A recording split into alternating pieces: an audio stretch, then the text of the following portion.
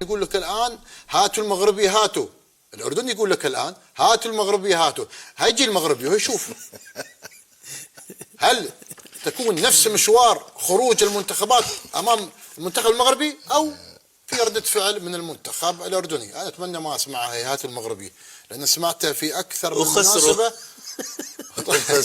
اللي تمنى هو اللي خسر. اللي يتمنى هو خسر.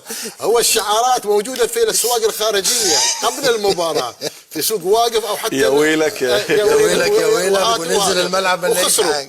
وبقى المغربي الآن حتى الحضور الجماهيري المغربي في المدرجات بالأهازيج والصور والفيديوهات الجميلة، صراحة مناظر جميلة من أشياء جميلة من مشجعين مغاربة